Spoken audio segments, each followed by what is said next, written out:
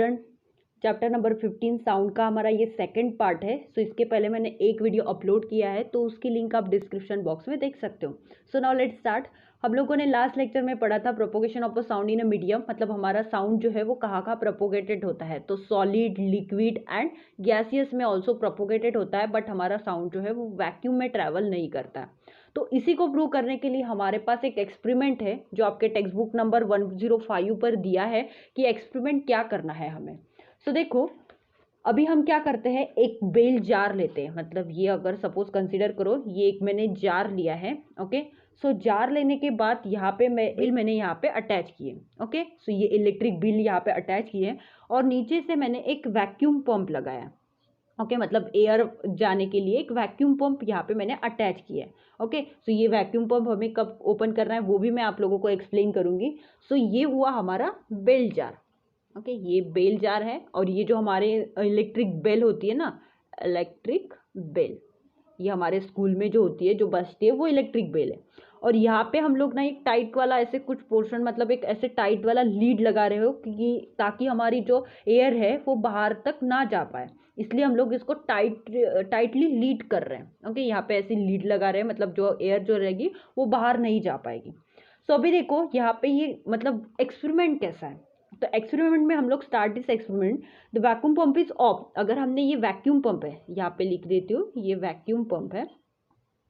Okay, सो vacuum pump को अगर मैंने यहाँ से ऑफ कर दिया स्टार्टिंग का, अगर vacuum pump is off, the bell jar contain air. So bell jar में नंबर ऑफ एयर प्रेजेंट रहेगी यहाँ पे। तो एयर प्रेजेंट रहने के कारण के जैसे हमने इलेक्ट्रिक बेल को ऑन कर दिया, मतलब इलेक्ट्रिसिटी जो हमने, इलेक्ट्रिक बेल जो रहती है वो इलेक्ट्रिसिटी पर ऑन रहती है ना, तो इलेक्ट्रिक बेल को जैसे मैंने ऑन कर दिया, सो ऑन स्विच ऑन जैसे किया तो इलेक्ट्रिक बेल की रिंगिंग स्टार्ट होगी, ये बजना स्टार्ट करेगी ना अपनी रिंगिंग। ओके, इलेक्ट्रिक बेल क्या करेगी, बजना स्टार्ट कर देगी जैसे मैंने स्विच को ऑन कर दिया। तो ये जैसे हम लोगों को की, तो जो हम ये रिंग सुन पाएंगे, तो outside of the bell jar, ये बेल जार के आउटसाइड भी हम लोगों को ये रिंग सुनाई देगी। ओके, क्यों, जब हमने वैक्यूम पंप को क्या कर दिया, वैक्यूम पंप ऑफ कर दिया, मतलब यहाँ पे कुछ अमाउंट ऑफ एयर प्रेजेंट रहेगी इसके कारण। बट अगर सपोज हमने क्या किया, थोड़ी सम टाइम के बाद, पहले कंडीशन में हमने क्या किया था, इलेक्ट्रिक बेल को स्विच ऑन कर दिया और इलेक्ट्रिक बेल का स्विच जैसे ही ऑन होता है रिंग बजने लगती है, रिंग का आवाज जो है हमें बेल जार के बाहर तक सुनाई देता है। ओके, ये बेल जार के साउंड सुनाई क्यों दे रहा है, बिकॉज यहाँ पे एयर प्रेजेंट है ना, एयर के मॉलिक्यूल्स प्रेजेंट है। अभी मैंने कुछ देर बाद क्या किया कि ये वैक्यूम पंप जो है वो ओपन कर लिया और पूरी जो एयर है वो बाहर निकाल ली। ये जो आप लोगों को एयर है वो पूरी एयर बाहर निकाल ली और यहाँ पे सिर्फ बचा है, सिर्फ अभी वैक्यूम बचा है। ओके, कुछ भी नहीं, मतलब एयर के मॉलिक्यूल्स भी नहीं है। यहाँ से मैंने एयर को बाहर निकल रही और ये फिर से बंद कर लिया, मतलब अभी यहाँ पे पूरा वैक्यूम क्रिएट है। ओके, सो वैक्यूम है, मतलब यहाँ पे एयर प्रेजेंट नहीं है। अभी मैंने फिर से सेकंड कंडीशन में भी इलेक्ट्रिक बेल को ऑन कर दिया, स्विच ऑन कर दिया। तो स्विच ऑन करने के बाद जो आप लोगों को साउंड सुनाई देगा वो आप लोगों को बाहर तक साउंड सुनाई नहीं देगा। वाई, रीजन क्या है, बिकॉज अभी यहाँ पे जो प्रेजेंट है वो क्या है, वैक्यूम प्रेजेंट है। सो हमने जैसे मीडियम्स में देखा था, प्रोपोगेशन ऑफ साउंड जो मीडियम आपने जब पढ़ा था, तो आपके टेक्स्ट बुक में भी है। सो यहाँ पे हमारा जो साउंड है वो हमने क्या पढ़ा था, सॉलिड, लिक्विड, गैसियस में हमारा साउंड जो है वो मतलब रीच होता है, बट हमारा वैक्यूम में साउंड कहीं पे भी रीच नहीं होता है। तो इसीलिए हमने ये एक्सपेरिमेंट को प्रूव किया है कि एक्सपेरिमेंट में वही दिया है, आपको ये डायग्राम दिख रही है, ये एक्सपेरिमेंट की डायग्राम वही है कि medium is necessary for this sound of propagation. अगर साउंड को प्रोपोगेशन होने के लिए हम लोगों को मीडियम की नीड रहती है, और यहाँ पे जो वैक्यूम एक मीडियम है, सो वैक्यूम में हमेशा साउंड प्रोड्यूस नहीं होता है। इसके कारण जो इलेक्ट्रिक बेल का स्विच जैसे हमने ऑन किया, ये बेल जैसे बजने लगेगी तो उसका साउंड हम लोगों को बाहर तक सुनाई नहीं देगा। Got it. सो ये हमारा था एक एक्सपेरिमेंट। अभी बढ़ते हैं हम नेक्स्ट वाला, frequency of a sound wave. So हमारी साउंड की फ्रीक्वेंसी, मतलब frequency of a sound wave. So frequency of a sound wave, ये टॉपिक पढ़ने के लिए आपके टेक्स्ट बुक में देखो एक 15.4 की डायग्राम्स दी है आप लोगों को। ये डायग्राम्स में अगर आप देखोगे तो आप लोगों को क्या दिखाई देगा, एक कॉम्प्रेशन, एक रेयर फ्रैक्शन, एक कॉम्प्रेशन, एक रेयर फ्रैक्शन, ये कंडीशंस दिखाई दे रही है। सो कॉम्प्रेशन एंड रेयर फ्रैक्शंस कब होता है, हमने पढ़ा था, अगर मेरा साउंड यहाँ से जनरेट हो रहा है, ये ऐसे ऐसे जनरेट हो रहा है, तो यहाँ पे क्या है, ये हुआ हमारा कॉम्प्रेशन, ये हुआ हमारा rarefaction. So compression, rarefaction, compression, rarefaction, compression, rarefaction, ये ऐसी प्रोसेस चलती जाएगी। मतलब मैं ऐसा बोल सकती हूँ कि यहाँ पे अगर हमारी ये कॉम्प्रेशन हुआ, ओके, ये हमने कॉम्प्रेशन हुआ तो ये अगर हुआ हमारा रेयर फ्रैक्शन, फिर से अगर हमारा ये कॉम्प्रेशन हुआ, ये फिर से हमारा रेयर फ्रैक्शन, फिर से कॉम्प्रेशन हुआ, ऐसी प्रोसेस चल जाएगी, compression rarefaction, compression rarefaction, compression rarefaction. So हमने पढ़ा है कि कॉम्प्रेशन मतलब क्या होता है, उसका प्रेशर एंड डेंसिटी क्या रहती है, हाई रहती है, सो उसी को हम बोलते हैं कॉम्प्रेशन। एंड रेयर फ्रैक्शन की बात करेंगे तो यहाँ पे प्रेशर भी लो रहता है और डेंसिटी भी लो रहती है, तो उसको हम रेयर फ्रैक्शंस बोलेंगे। सो फ्रीक्वेंसी भी इसी के ऊपर डिपेंड रहती है। मतलब अगर हम बात करेंगे कि एक साइकिल कंप्लीट होने के लिए, देखो ये एक साइकिल कंप्लीट कब होगी, जब एक कॉम्प्रेशन होगा एक रेयर फ्रैक्शन, मतलब ये कॉम्प्रेशन एक रेयर फ्रैक्शन, मतलब एक कंप्लीट हमारा एक सर्कल बना है ना, तो एक साइकिल हमारी कंप्लीट हो गई। सो फ्रीक्वेंसी ऑफ अ साउंड क्या है, जैसे कि ट्यूनिंग फॉर्क का भी हमने एक रिजल्ट देखा था, तो ट्यूनिंग फॉर्क का मतलब एक कॉम्प्रेशन रेयर फ्रैक्शन फॉलो करता है, इसीलिए ट्यूनिंग फॉर्क जो है वो वाइब्रेट करता है। So that means the vibration of air density and pressure as shown in, जैसे आप लोगों को यहाँ पे मैंने दिखाई दिया है कि दिखाई दे रहा होगा कॉम्प्रेशन एंड रेयर फ्रैक्शन कैसे प्रोसेस हमारी कंटिन्यूअस में होती है, तो एक साइकिल के फॉर्म में होती है, इसलिए हम लोगों को यहाँ पे दिखाई देती है। अभी देखो कॉम्प्रेशन एंड रेयर फ्रैक्शन, सो हमें फ्रीक्वेंसी भी पता होनी चाहिए, साउंड की फ्रीक्वेंसी, तो डेफिनेशन देखो, सो क्या डेफिनेशन है हमारी, the number of such cycle that's are produce in air per second is called the frequency of a sound wave.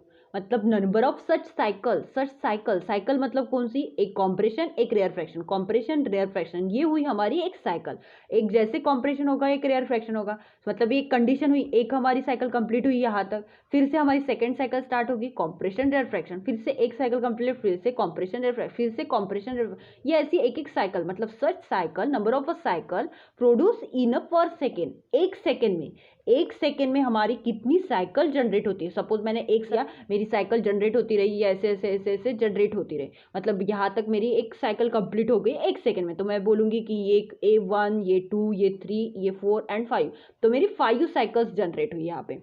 तो ऐसे कंडीशंस आप लोग समझ रहे हो कि एक सेकेंड में, मतलब number of cycles in present in मतलब प्रोड्यूस इन पर सेकेंड मतलब एक सेकेंड में हम लोगों को कितनी साइकिल जनरेट होती है, उसको हम बोलेंगे frequency of a sound wave. Sound की फ्रीक्वेंसी जो रहती है वो नंबर ऑफ सच साइकिल के ऊपर डिपेंड रहती है, ये साइकिल्स के ऊपर हमारी डिपेंड रहती है, एक कॉम्प्रेशन रहेगा, एक रेयर फ्रैक्शन रहेगा, कॉम्प्रेशन एयर फ्रैक्शन, ये ऐसी कंडीशंस हमारी चलती रहेगी। अभी देखो फ्रीक्वेंसी हम किस में मेजर्स करते हैं वो भी हम लोगों को पता होना चाहिए। So second point, frequency is measured, वो हम हर्ट्ज से करते हैं, HZ से हम लोग लिखते हैं, बट यहाँ पे हर्ट्ज का स्पेलिंग है HERTZ, ओके। सो ये हर्ट्ज से हम लोग फ्रीक्वेंसी को मेजर्स करते हैं। So if one cycle is completed in 1 second that is called 1 hertz. मतलब अगर हमने ट्यूनिंग फॉर्क का एग्जांपल लिया, हमने बोला था कि ट्यूनिंग फॉर्क जो है इसकी फ्रीक्वेंसी है 512 हर्ट्ज इतनी है, मतलब ये ट्यूनिंग फॉर्क 512 ये 1 सेकेंड में इतने टाइम्स वो वाइब्रेट हो रहा है, इसीलिए उसकी फ्रीक्वेंसी जो है वो 512 टाइम्स इतनी फ्रीक्वेंसी दी है, ओके। सो आई होप आपको क्लियर हुआ होगा ये ट्यूनिंग फॉर्क का एग्जांपल। सो इसकी फ्रीक्वेंसी हर अलग अलग टाइप के ट्यूनिंग फॉर्क रहते हैं। अगर मैंने ये 612 वाला एक हर्ट्ज वाला फ्रीक्वेंसी लिया, मतलब इसकी फ्रीक्वेंसी है ट्यूनिंग फॉर्क की 612, मतलब ये एक सेकेंड्स में कितने टाइम्स वाइब्रेट हो रहा है, 612 टाइम्स वाइब्रेट हो रहा है, मतलब जिस वो डिपेंड रहेगा उसकी लेंथ एंड थिकनेस के ऊपर, ओके। सो जैसे हमारे ऑब्जेक्ट की लेंथ एंड थिकनेस रहती है उसी के ऊपर हमारा जो साइकिल है वो डिपेंड रहेगा। तो ये भी मोस्ट इंपॉर्टेंट पॉइंट लिखना कि length as well as thickness में, ओके, ऑब्जेक्ट के थिकनेस पर हमारा जो रहेगा फ्रीक्वेंसी जो है, या फिर मटेरियल्स के यूजेस पर, मटेरियल हम लोग कैसा यूज कर रहे हैं, उसका थिकनेस क्या है, ब्रॉड है या स्मॉल है, लेंथ कैसी है उसकी, उसके सब यहाँ पे डिपेंड करेंगे, उसके लेंथ थिकनेस एंड मटेरियल के यूजेस पर हम लोग उसकी फ्रीक्वेंसी डिपेंड करेंगे, ओके। सो अभी हम नेक्स्ट वाला देखते हैं, sound of music. Sound and music की बात करेंगे तो आपके टेक्स्ट बुक में एक कंसेप्ट दिया है साउंड एंड म्यूजिक का। तो यहाँ पे देखो सा रे ग म प ध नि सा की आप लोगों को कितनी, मतलब हर एक की अलग अलग फ्रीक्वेंसी दी है। अगर आप देखोगे कि सा की फ्रीक्वेंसी 256 है, रे की 280 है, हर एक की अलग अलग फ्रीक्वेंसी। और एक बात नोटिस करोगे तो आप लोगों को सा रे ग म प ध नि सा की, मतलब यहाँ पे जो फ्रीक्वेंसी दी है यहाँ पे पहले बढ़ रही है, बट यहाँ से देखो अगर नी की फ्रीक्वेंसी देखते हो तो 480, मतलब कम कम होते जा रही है। मतलब आप अगर इंस्ट्रूमेंट की भी बात करोगे, यहाँ पे आपके टेक्स्ट बुक में कुछ इंस्ट्रूमेंट भी दिए, हर एक इंस्ट्रूमेंट की फ्रीक्वेंसी जो है वो अलग अलग रहेगी। ये बात इतना याद रखो कि हर एक इंस्ट्रूमेंट की जो फ्रीक्वेंसी है अलग अलग रहेगी। अगर मैंने तबला की बात की या गिटार की बात की, ओके, सो ये गिटार और तबला दोनों की भी फ्रीक्वेंसी सेम कैसे होगी, मतलब ये बजना थोड़ी ना सेम ही रहेगा। ये तबला अलग से बजेगा, गिटार जो है वो अलग से बजेगी। दैट मीन्स इसकी फ्रीक्वेंसी अलग रहेगी और इसकी फ्रीक्वेंसी अलग रहेगी। इसके कारण हम लोगों को ये साउंड जो है वो अच्छे से सुनाई देता है। सो साउंड ऑफ म्यूजिक में भी वैसा ही है जो आप लोगों को टेक्स्ट बुक में दिया है। So, from the above activity clears that the frequency of a sound wave changes, the different sound is produced. अगर हम जैसे frequency को changes करते हैं तो हम लोगों का sound भी क्या होगा, वैसे produce होगा. So, sound wave is a different frequency produced and a different sound node. So, different frequency रहेगी, उसके different sound भी रहेंगे. जैसे कि यहाँ पे म्यूजिकल इंस्ट्रूमेंट दिए है आप लोगों को, सितार, वायलिन, गिटार, इनकी सभी की फ्रीक्वेंसी जो क्या है अलग अलग रहेगी। जैसे कि ये शहनाई है, उसकी ये एयर बलून से बजते, मतलब एयर पिपेट रहती, पाइप्स रहता है, वहाँ पे वो प्रोड्यूस होती है, उससे साउंड जो है हमारा जनरेट होता है, तो उसकी फ्रीक्वेंसी अलग रहेगी। मतलब सबकी फ्रीक्वेंसी जो रहेगी हमारी अलग अलग रहेगी। सो दैट मीन्स, सो हमें इतना याद रखना है कि हमारी फ्रीक्वेंसी जो है वो हर एक इंस्ट्रूमेंट के ऊपर भी डिपेंड रहती है। जैसे हमने यहाँ पे पढ़ा कि हमारा जो साउंड है वो कहाँ से जनरेट होता है, मतलब एक लेंथ के ऊपर, थिकनेस के ऊपर, अदरवाइज मटेरियल की यूजेस के ऊपर भी हम लोगों की थिकनेस डिपेंड रहती है, मतलब उसकी फ्रीक्वेंसी डिपेंड रहती है। सो आई होप आपको यहाँ पे ये डाउट्स क्लियर हुए होंगे। सो नेक्स्ट पोर्शन हमारा जो बचा है, sound produce in human. So sound हमारा जो प्रोड्यूस होता है, हम लोग जो बात करते हैं, वो 2 टॉपिक बचे, उसके बाद हमारा ये नेक्स्ट लेक्चर में आई होप कि ये टॉपिक हमारा, मतलब चैप्टर हमारा एंड हो जाएगा। सो आई होप आपको समझ गया होगा। तो लाइक करो, शेयर करो and subscribe my channel. So thanks for the watching.